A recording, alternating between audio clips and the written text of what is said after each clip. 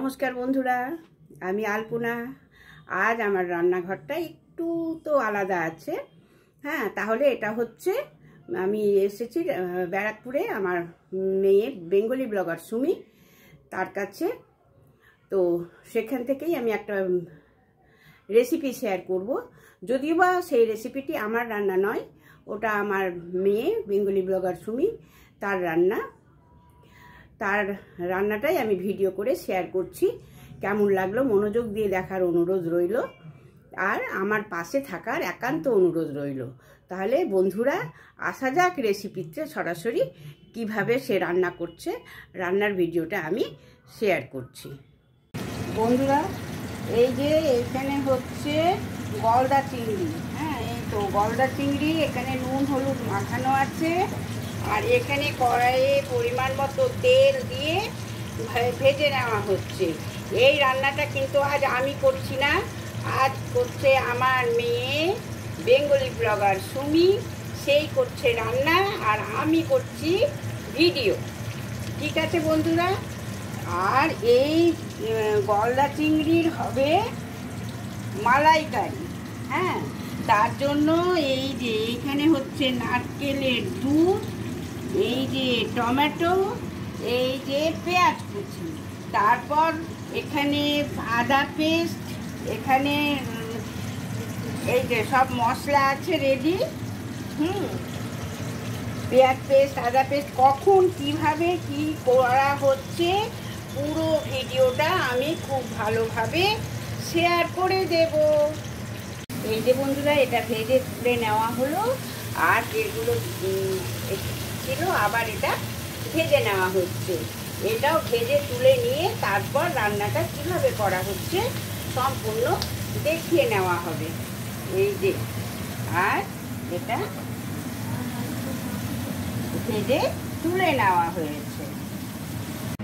কড়াই বসিয়ে দেওয়া হয়েছে। মাছ ভেজে নেওয়ার পর দিয়ে কড়াতে পরিমাণ মতো সর্ষের তেল দিয়ে দেওয়া হলো। এই যে সর্ষের তেলে তেজপাতা আর গোটা গরম মশলা দিয়ে দেওয়া হলো, আর দেওয়া হলো সামান্য সাদা জিরে। এই যে এখানে কাঁচা লঙ্কা চিড়ে দিয়ে দেওয়া হয়েছে, কাঁচা লঙ্কা ফুটছে। এবারে দিয়ে দেওয়া হলো পেঁয়াজ কুচি। পেঁয়াজ কুচি দিয়ে সামান্য নাড়াচাড়া করে নেওয়া হবে। পেঁয়াজটা ভাজা হয়ে গেছে, তারপরে রসুন পেস্ট, আদা পেস্ট দিয়ে দেওয়া হলো। এটা দিয়ে ভালো করে কষিয়ে নেওয়া হবে। মশলা দিয়ে কষিয়ে নেওয়ার পরে এবারে একটু টমেটোটা যে কুচি করে রাখা ছিল সেই টমেটোটা এর মধ্যে দিয়ে দেওয়া হলো। পরিমাণ মতো নুন, হলুদ, জিরে গুঁড়ো, ধনে গুঁড়ো দিয়ে দেওয়া হলো। এটা কষিয়ে নেওয়া হবে।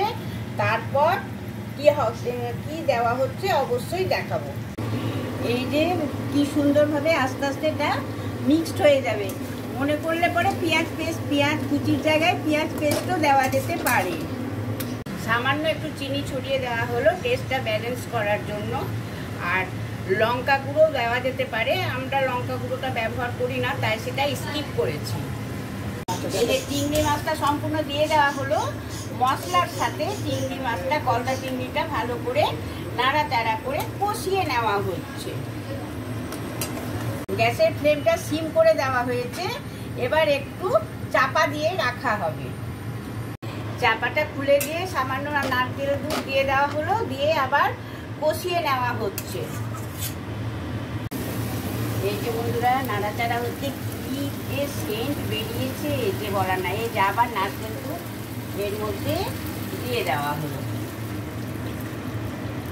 এই যে নারকেলের দুধ দিয়ে দেওয়া হলো। এবার ফোটার অপেক্ষা। অসাধারণ স্বাদে গলদা চিংড়ি মেয়ের হাতের।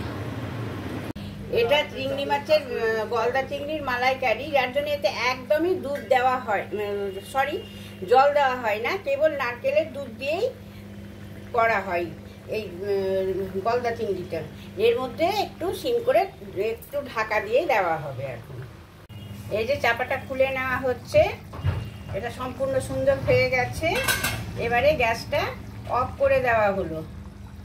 অসাধারণ স্বাদে গলদা চিংড়ির মালাইকারি কমপ্লিট। অসাধারণ স্বাদের। তাহলে বন্ধুরা কেমন লাগছে কমেন্টের আশায় বসে রইলাম। তাহলে আজকের মতো বাই, টাটা। টাটা করেও আবার ফিরে আসলাম বন্ধুরা। এই যে সার্ভিংগুলো সার্ভ করে দেওয়া হয়েছে, কমপ্লিট হয়ে গেল আমার মেয়ের হাতের রান্না গলদা চিংড়ির মালাইকারি। এবারে ফাইনাল আমি আসছি তাহলে বাই, টাটা।